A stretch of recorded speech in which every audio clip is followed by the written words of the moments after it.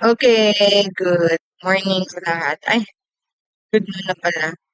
Okay, so this is your another video lesson, Filipino 5. So sana nasagutan ang inyong mga activities. Isend nyo lang kasi kahit hindi ko pa nasisin yan, i-check ko yan isa-isa.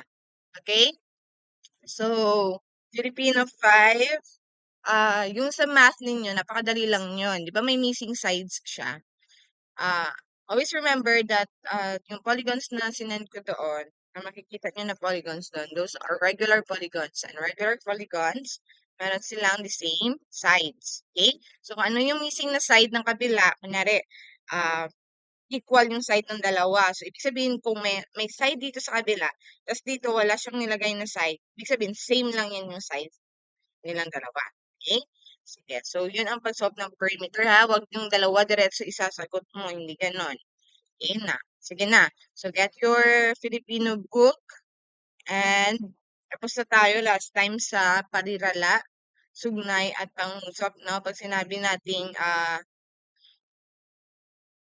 tawag yan, ang parirala in English, it is a phrase na hindi buo ang kanyang diwa. Okay? Parang may kulang siya. Sinabi naman nating sugnay, clause, no?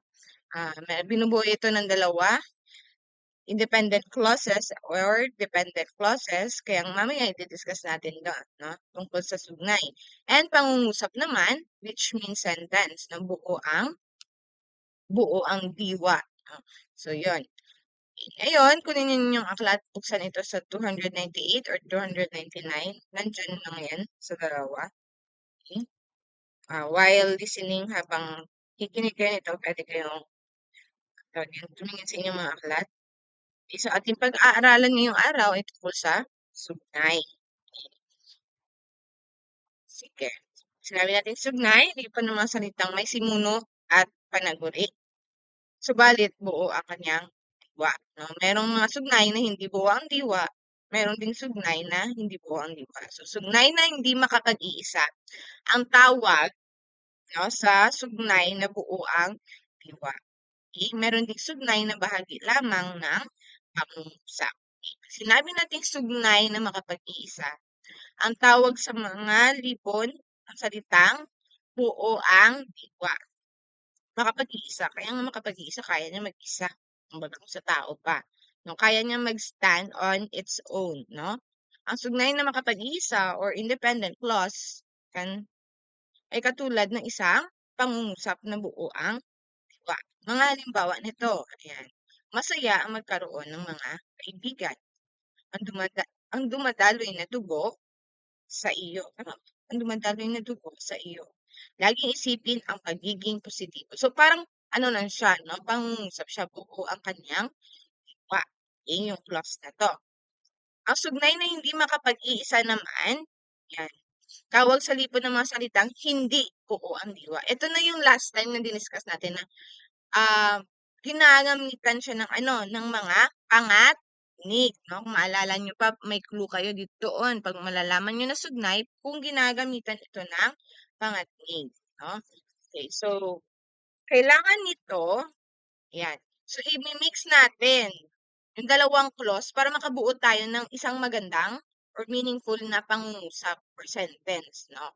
So, kailangan si sugnay na hindi makapag-iisa, si sugnay na makapag-iisa upang maging buo ang diwa at maging isang buong pangungusap sila. Nakuha nyo?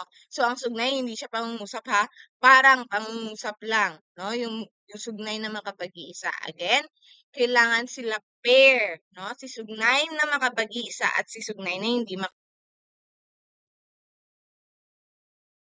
Okay, so ito yung panuto ha, i-screenshot ito kung ano ang gagawin ninyo. So, napakadali na ng sugnay. Halimbawa, magbibigay ako ng sugnay. Imamatch nyo kasi ito, no? Merong sugnay na hindi makapag-iisa at meron din sugnay na makapag-iisa. So, imamatch nyo kung ano yung connected na clauses or sugnay. Okay, halimbawa, sa kaliwa, sugnay na, ano ba sa kaliwa dito? Sugnay na makapag-iisa yan. Sa kaliwa, nakita nyo doon, nagluluto na ako ng ulam. Tapos sa kabila naman nakita mo, nang sila ay dumating. So kung idikit natin yan together, nagluluto na ako ng ulam nang sila ay dumating. Okay, nakabuo ka na ng isang kabuluhang pangungusap. Okay, dapat konektado Sige, ito na siya. Ito yung gawain ninyo. Yan. So, meron tayo dalawang table here. Sugnay na makapag-isa at sugnay na hindi makapag-isa. Sana nagigets nyo, no? Ngayon, hindi siya nakasulat sa malaking titik. Diyan. Para malaman ko kung makagawa talaga kayo ng isang makagulong pangungusap. Tandaan, ang pangungusap ay nagsisimula saan?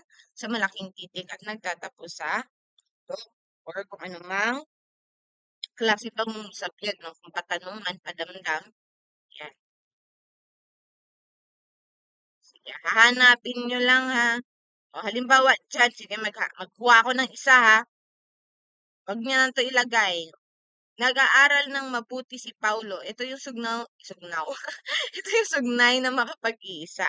Nag-aaral ng mabuti si Paulo. Ngayon, ano yung sugnay kaya na pwede kong idugtong dyan? Hindi naman tama siguro nag-aaral ng mabuti si Paulo kapag gabi na umuwi ang mga magulang niya. Di ba? Baka kayo ganyan. O pag ano, hindi naman connect, no? Dapat konektado. So, nag-aaral na mabuti si Paulo. Bakit siya nag-aaral? Para mataas ang markang makukuha niya sa pag-susulit. Nakuha niya. Yan kukuha lang kayo. I-prepare nyo yung dalawang sugnay. At pagkatapos nito, hindi lang ito yung gawain nyo, gagawin nyo rin to. No? 2 days kayong nag-rest. Sana ba bibigay ko na lang before? So, meron pa tayong klase tomorrow. Ha? Mayroon kayong video lesson and sa Monday meron kayong video lesson. And I'll be giving you assignments for the weekends. Okay? So yan lamang. Sana naintindihan ang sugnay. Salamat sa pakikinig.